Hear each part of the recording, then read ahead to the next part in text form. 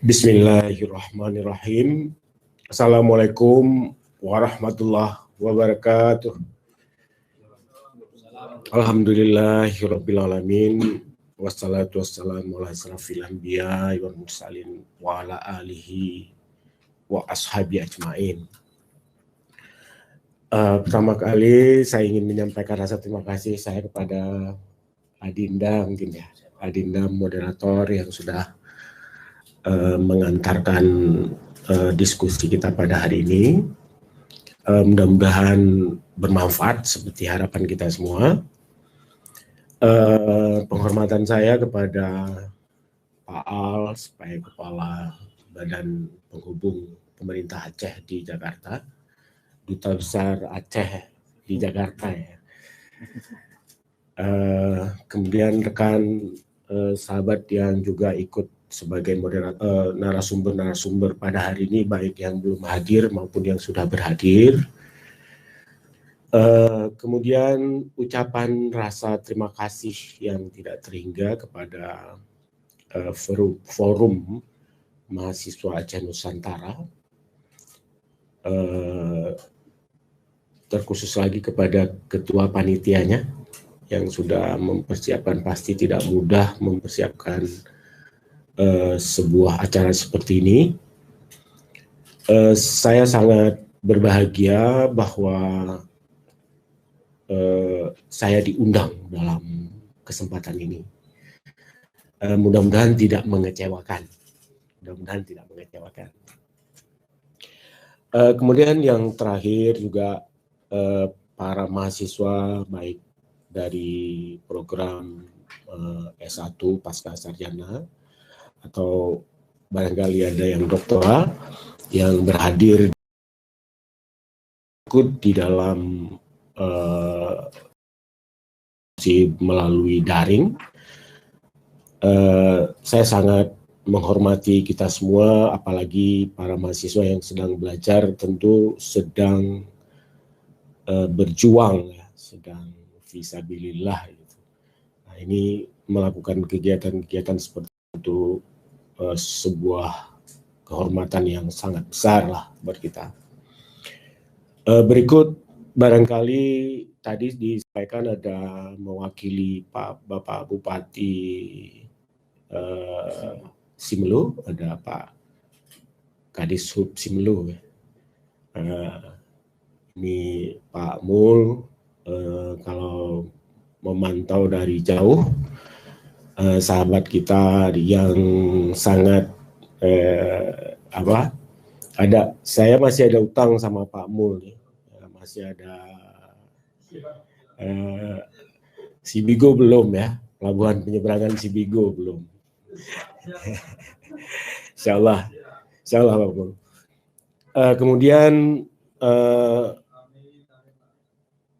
salam untuk Pak Bupati. Baik, untuk mempersingkat barangkali karena materinya saya siapin agak mendadak ya, karena di waktu yang disampaikan oleh Pak Al ke kami, kemudian sangat terbatas ya. Barangkali juga kalau mengikuti perkembangan media kan ada kesibukan di kita sekarang ini di Aceh, terutama di Dishub ya. Terutama di siswa. Mudah-mudahan doa kita semua, kita bekerja dengan ikhlas, insya Allah akan baik semuanya. Baik, saya akan memulai santai aja, jangan terlalu tegang, ini materi jangan sampai, yang pasti ini ujian nggak ada. Karena mahasiswa kan biasanya takut ujian ya, jadi ujiannya nggak ada. Baik. Kami dengan topik yang sudah disampaikan oleh panitia mencoba menulis judul sedikit sejarah baru transportasi Aceh. Nanti akan kita khususkan kepada pembangunan Aceh Hebat, KMP Aceh Hebat 1, 2, dan 3. Tentu ada kegiatan-kegiatan lain yang pada kesempatan lain juga kalau saya diberi kesempatan akan menjelaskan tentang mobil listrik di Trans-Kutaraja. Kemudian ada keinginan-keinginan revitalisasi untuk beberapa kegiatan pelayanan transportasi lainnya. Baik, saya kira dimulai, lanjut.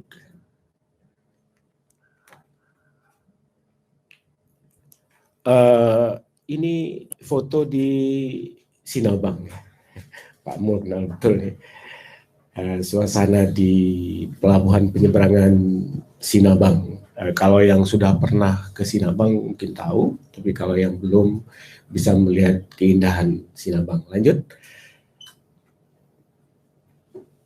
Baik, saya ingin menyampaikan bahwa sejarah di kapal yang ada di perairan Aceh itu sudah dimulai sejak lama sebetulnya ya. Nanti akan lebih detail kalau kita melihat di Sabang ya. Jadi ini ada KMP Teluk Singkil itu 600 GT, kemudian Simelu, ada KMP Teluk Sinabang, Labuan Haji. Tidak saya ceritakan satu-satu ya, nanti mungkin menghabiskan waktu. Tetapi ada yang dibangun di masa BRR, ada yang sebelumnya, dan ini kapal-kapal yang melayani pantai barat selatan ke Simelu dan Pulau Banyak. Lanjut. Khusus kami menyampaikan lintasan Ulele Balohan ya, karena saat ini ingin kami informasikan kepada adik-adik semuanya bahwa lintasan Ulele Balohan ini adalah indikator utama pengembangan transportasi penyeberangan di Aceh. Jadi mungkin kalau ada yang dari mana Aceh sudah tahu persis tuh bagaimana kesibukan Ulele, apalagi di puncak-puncaknya, misalnya di akhir minggu atau liburan dan Lebaran, tahun baru dan sebagainya. Jadi sebenarnya perkembangannya sudah dimulai itu sejak tahun 80-an ya. Tahun 80-an ada KMP Tongkol pertama itu. Kemudian ada KMP Jambal, terus Gajah Mada. Ini ada sejarah pilunya penyeberangan di Aceh juga ya, itu di KMP Gurita. Nah, ini kecelakaannya mungkin adik-adik belum ada ya, belum lahir maksud saya. Ini adalah pengalaman pahit kisah penyeberangan di Aceh, kecelakaan KMP Gurita. Kemudian ada dan seterusnya. Di pasca tsunami juga ada penambahan KMP BRR. KMP BRR ini baru 2 tahun yang lalu menjadi milik pemerintah Aceh. Jadi sebelumnya masih asetnya Kementerian Perhubungan. Selama Pak Gubernur ini juga ada serah terima ke pemerintah Aceh. Jadi dari kegiatan KMP BRR ini pemerintah Aceh juga memperoleh pendapatan sekitar 2,5 miliar per tahun ya, dari kegiatan ini. Jadi dengan diserahkannya KMP BRR ini ke pemerintah Aceh menjadi aset kita, paling tidak ada pendapatan sekitar 2,5 miliar per tahun. Dan yang lebih penting lagi tentu bukan pendapatannya, tetapi pelayanan yang diberikan KMP BRR kepada masyarakat pada lintasan ini. Lanjut. Saya ingin menyampaikan sedikit frame dari presentasi hari ini bahwa pelayanan perhubungan itu berdasarkan tata ruang Aceh. Jadi kita ada Kanun Aceh tentang RT RW Aceh 2013 itu sudah mengatur bahwa arah pengembangan transportasi Aceh itu mengacu kepada empat zona. Itu ada zona pusat, zona utara timur, zona barat, dan Tenggara Selatan, dengan kabupaten-kabupaten yang tersebar ini. Jadi kita arah pengembangan transportasi Aceh itu acuan utamanya adalah menggunakan tata ruang. Jadi tata ruang Aceh ini menjadi patron pertama dalam mengembangkan transportasi. Lanjut.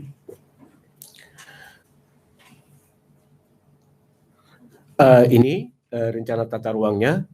Jadi ada zona pusat ya, di mana ada pusat agroindustrinya, di mana mungkin nanti adik-adik mahasiswa bisa mempelajari lebih detail secara teknis ya, yang berminat atau memang menekuni dalam bidang teknik ini. Jadi tata ruang ini adalah penting sekali ya untuk pemahaman kita dalam pembangunan wilayah. Bahwa ada disebutkan dengan jelas di dalam pasalnya itu arah pengembangan itu seperti apa. Jadi kita patokan dalam membangun ini adalah tata ruang.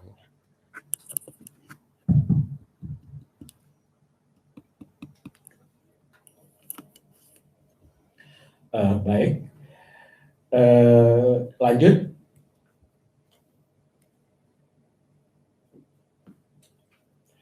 Kemudian berdasarkan dari tata ruang itu, maka didetail ke dalam tataran transportasi wilayah, namanya ini ditetapkan dalam peraturan gubernur.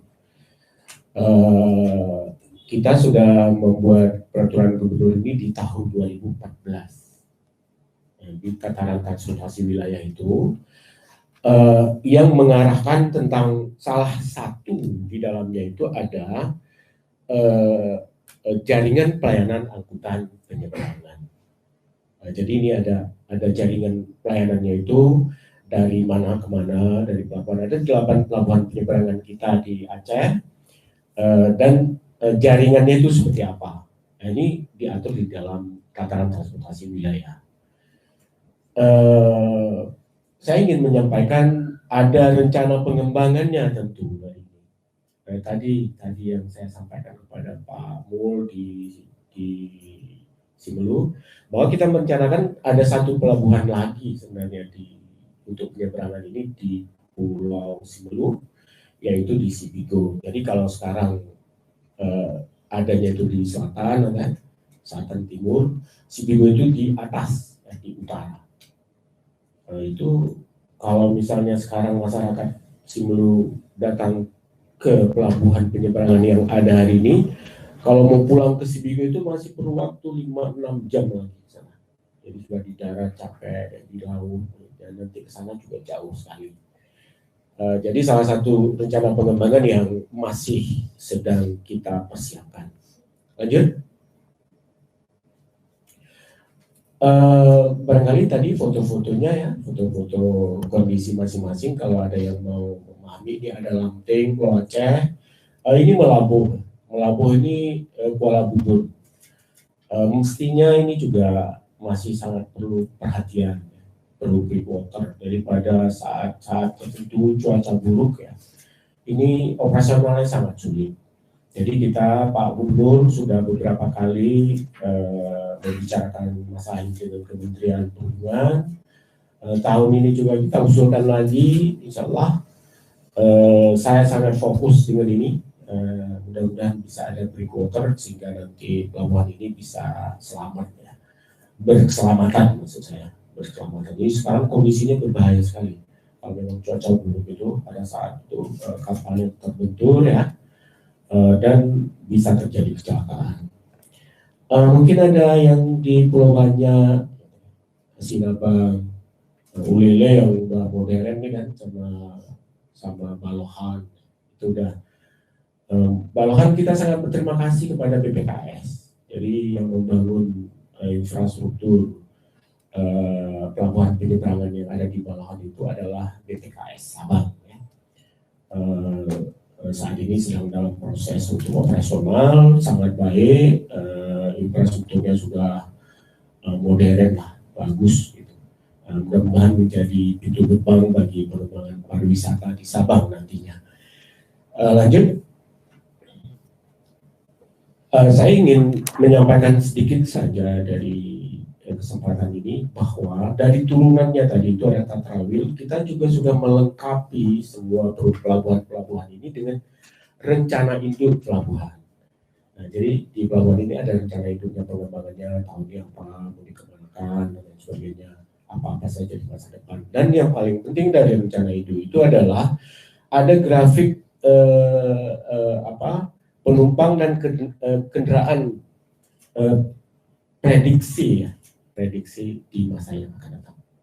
Jadi di masing-masing pelabuhan ini kira-kira nanti 5 tahun ke depan, 10 tahun ke depan itu kira-kira seperti apa? Inilah yang menjadi dasar bahwa saat ini kemarin sebelum KMP Jaiban, kondisi kritisnya sudah terjadi. Jadi dari tren pertumbuhan penumpang dan barang itu sudah kritis. Ya, kira-kira begitu. Jadi ini data-datanya kalau nanti mau melanjutkan kita bisa di-download di website di Sub Aceh. Jadi semua rencana itu ini kita publish. Lanjut. Nah, ini di zona baratnya, ya. Di Cibigo yang saya sampaikan tadi nih, yang belum ada pelabuhannya. Desain sudah selesai, desain sudah. Lanjut. Uang belum ada ya. Zona Selatan Tenggara, ya Selatan Tenggara itu ada pelabuhannya. Wah, indah sekali pelabuhannya. Saya sudah berulang-ulang ke sana. Sekarang sedang digiat-giatnya Pak Gubernur untuk mendorong investasi dari Uni Emirat Arab. Mudah-mudahan bisa jalan, sedang persiapan desain dan lain sebagainya. Dan kita juga sedang mendukung agar nanti investasi ini bisa berjalan dengan baik dari sisi transportasi. Pelabuhan-pelabuhannya ini sekarang masih sepi ya. Dan ini dilayani oleh Aceh 3. Lanjut. Dengan demikianlah itu tadi saya sampaikan itu masalah-masalahnya, ya kira-kira bahwa kesenjangan antar wilayah, kebutuhan transportasi yang pada saat-saat tertentu gitu ya, itu cuaca buruk bisa jadi nanti di kepulauan itu tidak terangkut, atau produksi dari kepulauan yang akan diangkut ke daratan juga bisa busuk, tidak harganya jatuh dan lain sebagainya. Lanjut.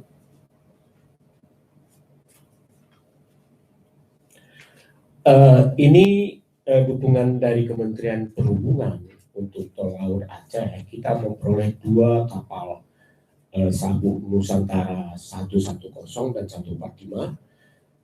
Ini juga sangat membantu. Cuman yang perlu saya informasikan bahwa Sabuk Nusantara ini tidak bisa mengangkut kendaraan. Nah, dia curah.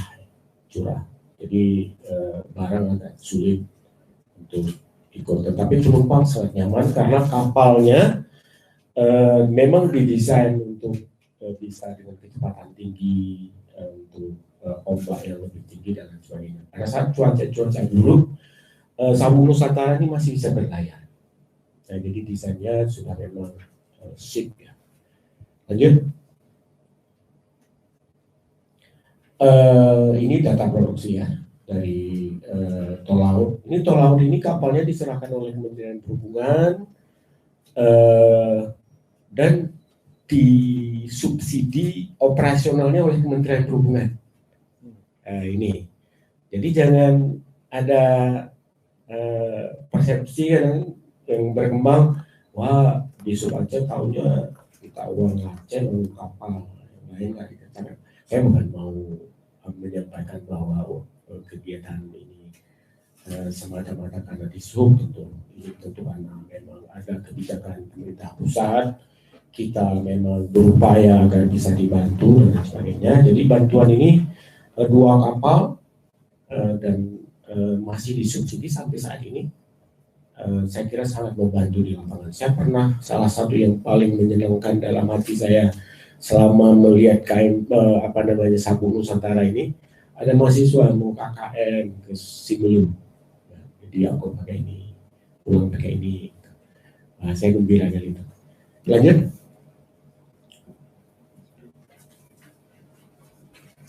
Ini karena narasumbernya belum datang, jadi saya banyaknya panjang. Nggak apa-apa kan? Ada yang mau bosan belum?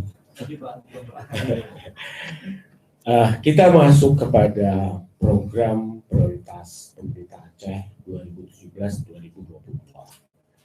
Irwandi Nova. Jadi saya ingin menyampaikan bahwa ada visi gubernur dan misi gubernur terpilih ini yang sudah didetail dalam rencana pembangunan jangka menengah 2017-2022 yang di dalamnya itu adalah membangun dan mengembangkan sentra-sentra produksi, industri kreatif, kemudian konektivitas antar wilayah, peningkatan pembangunan konektivitas perhubungan laut, darat, dan udara. Makanya itu mau beli kapal kan, ini pasti mahasiswa baca.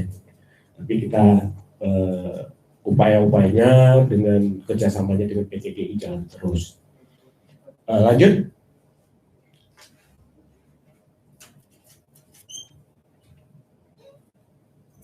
Jadi selanjutnya kita ini adalah arah kebijakan program yang ada di Dinas Perhubungan mengacu kepada program RPJM-nya Gubernur Pemerintah Aceh. Itu Dinas Perhubungan membuat rencana strategis. Nah, ada rencana strategis ini tidak tentu rencana strategis bukunya juga tebal. Jadi ini kalau mahasiswa kan suka buku tuh, download aja dari website, semua ada di website. Ini intisarinnya saja. Bahwa salah satunya adalah pengadaan sarana angkutan penyeberangan. Jadi program prioritas di Sub Aceh dengan memperhatikan rencana pembangunan jangka menengah Aceh, maka ada program prioritas untuk pengadaan sarana angkutan penyeberangan. Ini maksudnya pengadaan kapal. Jadi bukan ujuk-ujuk ya, gitu ya. Bukan tiba-tiba muncul, kan dia sudah dipersiapkan dari rencana strategis. Jadi dari rencana strategis di Sub Aceh itu memang sudah memasukkan program di dalam pengembangan sarana dan prasarana transportasi yang berkeadilan. Jadi ini agak menyentuh lah pasti ya berkeadilan. Bagaimana kalau kita bicara kapal saat ini? Itu tentu tidak bisa dengan kacamata Banda Aceh, harus kita melihat dengan kacamata globanya yang mereka kalau misalnya mau ketemu dengan saudaranya di Singkil itu nunggu dulu belum harus ya tunggu cuaca karena mereka harus dengan kapal kecil gitu ya, berbahaya, bisa celaka dan sebagainya. Lanjut.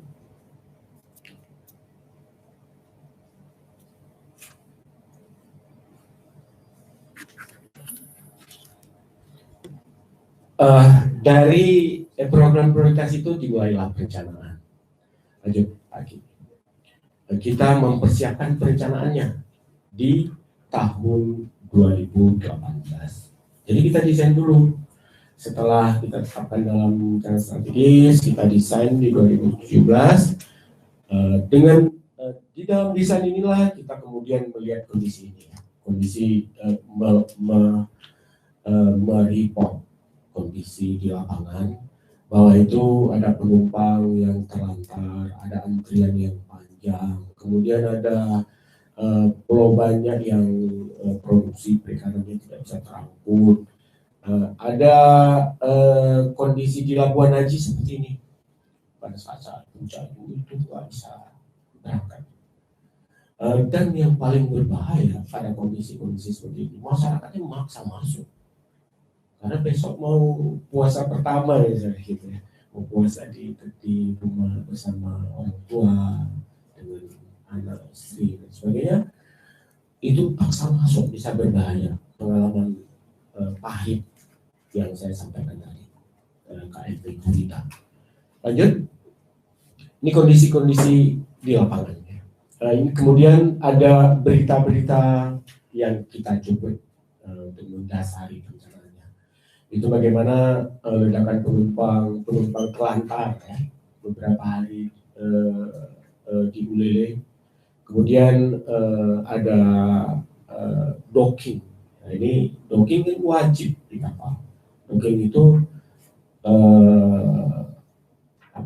kapal ini dibawa ke dock, perbaiki tahunan, setiap tahun harus diperbaiki, dicek dan diganti oli dan sebagainya. Ini menyebabkan terjadi antrian dan lain sebagainya. Ini kondisi-kondisi kritis lah ya. Ini ferry rusak, Simelu krisis bahan pokok. Ini ya, kalau pernah ke Simelu itu kalau kapalnya cuaca buruk dan nggak bisa jalan, bisa bayangkan tuh kondisinya, ombaknya nggak ada. Mahal semua. Yang tadinya mau udah berusaha gitu udah supaya jangan miskin ya, udah mau sehat lah, jatuh miskin. Nah, ini persoalannya. Yang lebih hebat lagi nih, wisatawannya terlantar bisa. Kemudian dalam desain itu ada FGD, FGD yang menghadirkan Kementerian Perhubungan, menghadirkan para dishub di masing-masing kabupaten kota yang memiliki pelabuhan penyeberangan. Ringkasnya inilah hasil desain. Lanjut. Saya ingin belak-belakan aja dalam kesempatan ini, membuat siswa nggak boleh ini ya, harus terus terang ya, terus. Jadi saya ingin menyampaikan bahwa desain yang dilakukan oleh Dinas Perhubungan Aceh itu ada 2 kapal. Jadi lintasan barat ke Simelu dan Buleleng Bawahan Sabang, 2 desainnya. Jadi kita di awal itu mengajukan. Kemudian di dalam perjalanan, lanjut.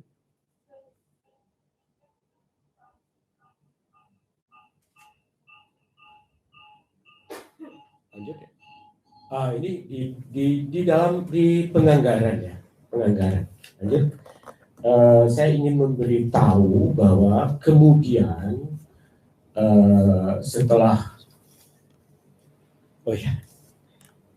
kemudian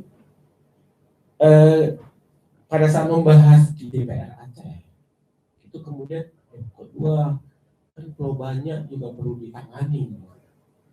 Iya, kita tahu perlu ditangani, tapi kan alokasi anggaran dan sebagainya belum tersedia, tidak cukup ya.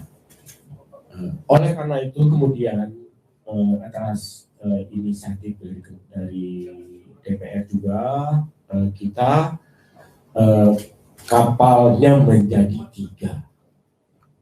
Nah, ini mungkin kronologis pembangunannya, ya kronologis. Ini Adinda moderatornya udah ngasih tahu ke saya waktunya udah habis. Tapi supaya tidak terpotong mungkin saya ingin menyampaikan ini. Kemudian setelah penganggaran tadi dari 2 desain menjadi 3, yaitu lintasan Singkil Pulau Banyak. Yang ketiga,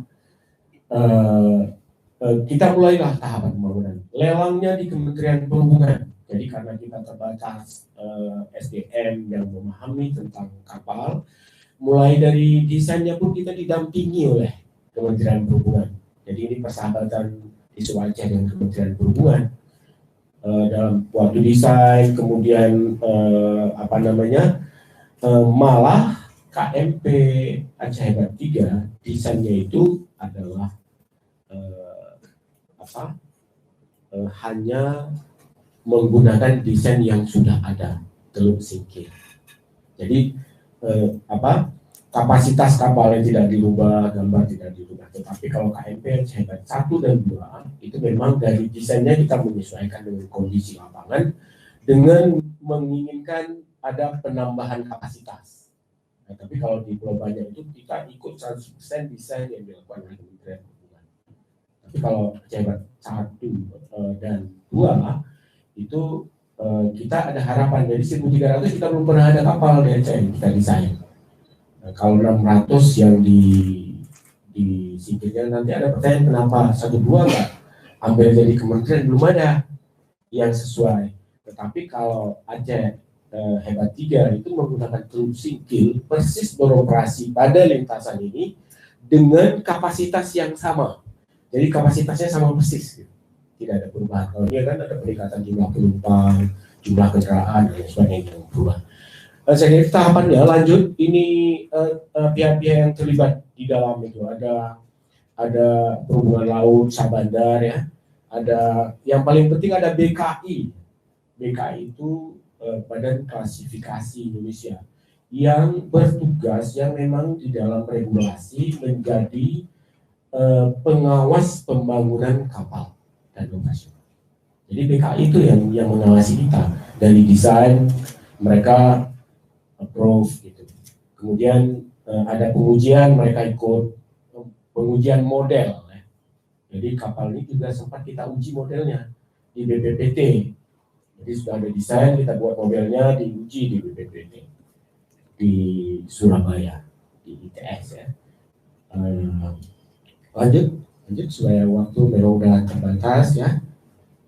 Ini data-datanya, jadi KMP Aceh Hebat 1 itu galangannya di mana, siapa yang buat, berapa harganya, kapan dimulai, tanggal-tanggalnya ini kan. Ini ada detail ininya, spesifikasi teknis yang kita desain tadi itu, engine-nya berapa, genset berapa kPa, genset 1, genset 2, dan seterusnya, mesin 1, mesin 2, dan seterusnya. Lanjut. Ini spesifikasi teknisnya ini pada saat pembangunan ya, jangan nanti ada yang kan ada yang isu paling besar KMP Aceh Hebat 1, 2, dan 3 itu kapal bekas. Itu isu yang paling ya merasuk lah ya, merasuk di sosial media pun. Tapi itu sedih buat kami, karena kami mulainya sepenggal-sepenggal dari awal sampai akhir. Siapa yang nanti dari adik-adik mahasiswa yang mau melihat, kita punya CCTV-nya dari nol terus satu-satu komponennya dipasang sampai selesai. Kita publish di sosial media kita, di website di Sub Aceh selalu kita. Dari kilain peletakan lunasnya kita publikasi, pemberian namanya kita kasih publikasi. Jadi sejarahnya kalau memang kapalnya bekas, maka pemberian namanya adalah ganti nama. Misalnya pemberian nama itu kan kayak orang pindah apa gitu ya, itu ganti nama ya. Tapi kalau jadi harus nama yang lama nggak hilang, tak ada. Jadi kenapa Aceh Hebat diduga sebagai kapal bekas? Pemberian nama pun kita prosesnya. Kemudian yang paling penting, kita ada pencatatan registrasi di IMO, di International Maritime Organisasi. Itu wajib bagi kapal untuk meregistrasi, diregister dia. Ada registrasinya di kapal, ditulis IMO sekian. Nah, jadi 3 kapal kita ini ada nomor registrasi IMO. Registrasi IMO ini tidak, kalau kapal bekas ya kita nggak boleh registrasi lagi. Sudah ada registrasinya yang gitu. Kayak beli mobil udah ada nomor rangka, nomor apa yang bisa diganti lagi. Nah, jadi registrasi IMO ini kita kerjakan. Dan itu internasional sifatnya. Jadi namanya ini Nama kapal Aceh Hebat, kalau ada kapal dari manapun lewat, lihat Aceh Hebat, dia tahu, oh itu ada Aceh Hebat sebelah, dengan nomor registrasi sekian. Navigasi kita udah secanggih itu. Jadi masih kapal di laut itu saling kenal mengenal gitu ya.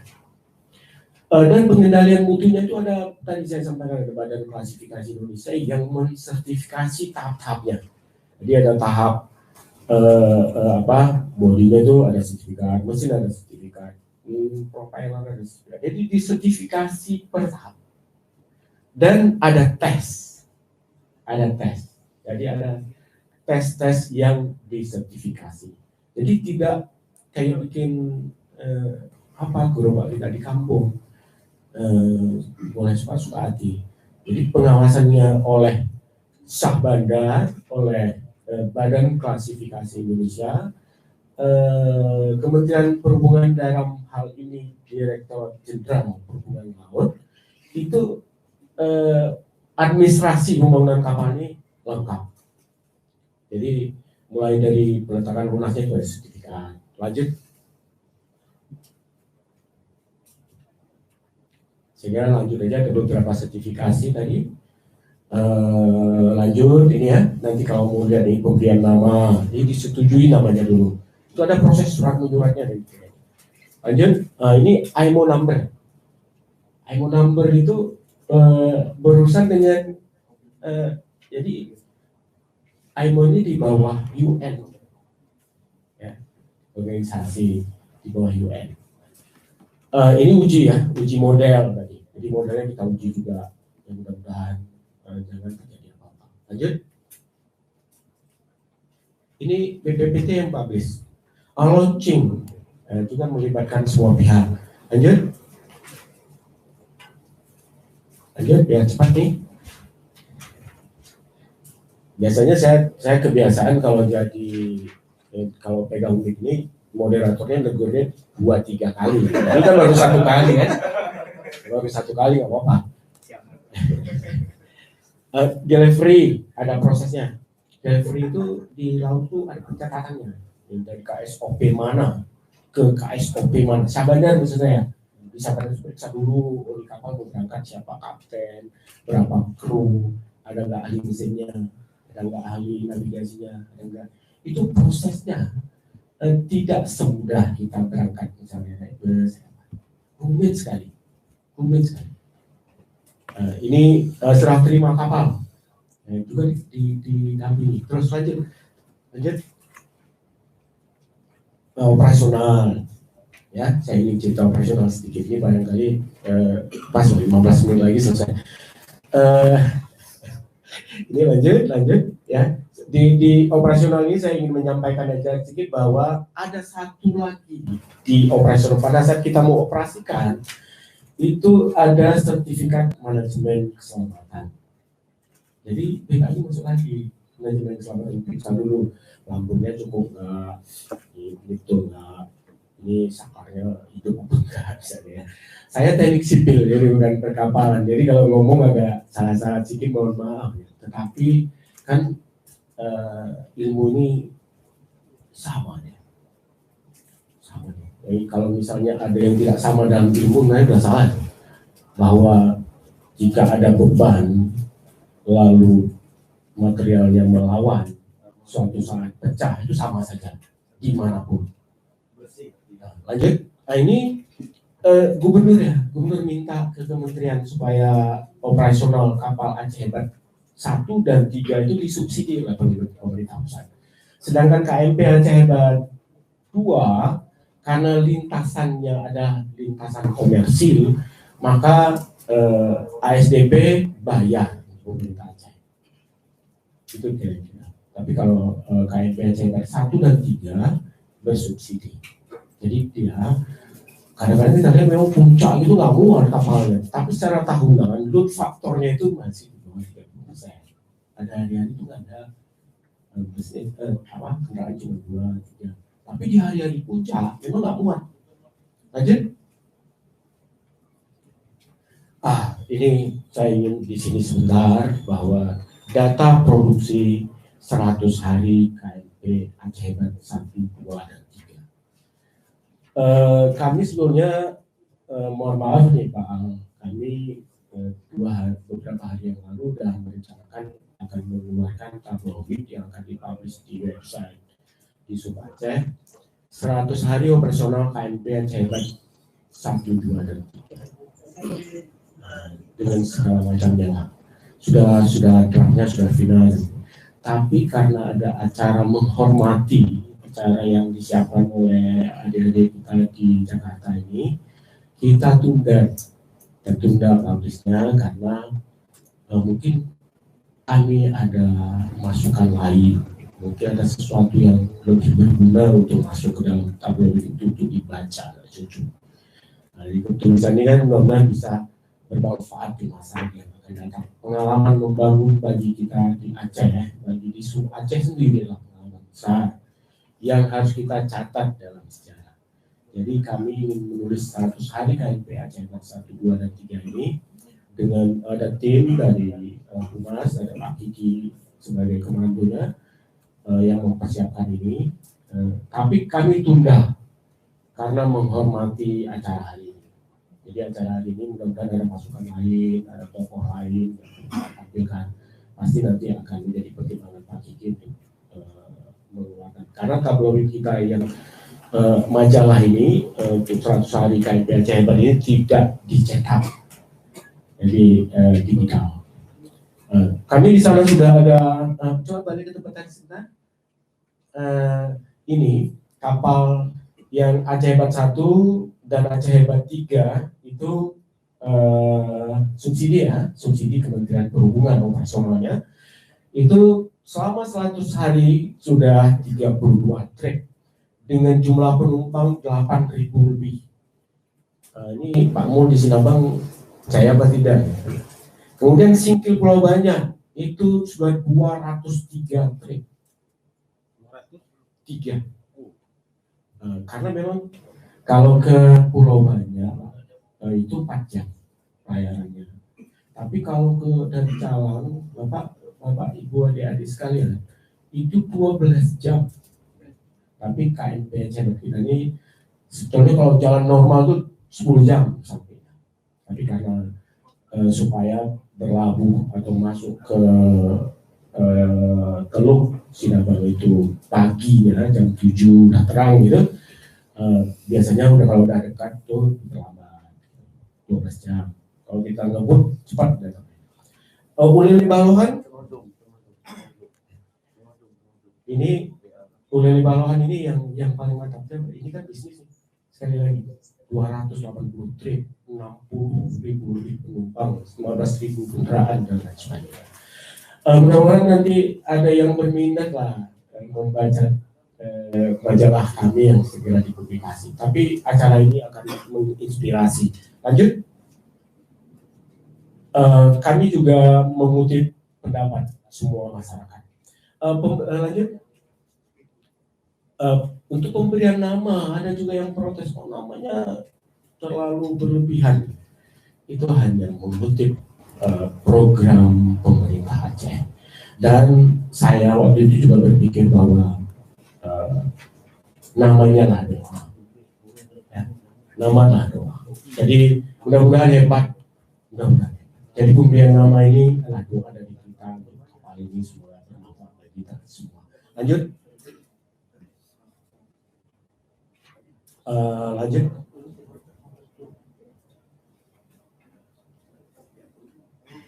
Lanjut. Tadinya saya kira ada Rafli ya, kan Rafli sahabat saya juga. Saya senang dengan syair-syair beliau. Saya coba tulis syairnya sedikit gitu. Bahwa menyetam hei benar takawut dek tajemarut tamu serapa ada tasura be tanbio oh tayu bio berdalim muka. Demikian, mohon maaf waktunya Indah moderator. Tadi nulisnya waktunya udah habis tapi 2 kali. Terima kasih. Saya sebenarnya sangat seperti jatuh ke dalam air, ikan jatuh ke dalam air, ketemu mahasiswa adalah sesuatu yang kebanggaan, kebahagiaan. Mudah-mudahan ada kesempatan lain untuk bisa bicara-bicara seperti ini. Terima kasih Pak Al yang saya kembalikan ke moderator. Mohon maaf jika dalam penyampaian ada hal-hal yang kurang berkenan, ada kata-kata yang salah. Wabillahi taufiq wal hidayah. Assalamualaikum warahmatullahi wabarakatuh. Waalaikumsalam.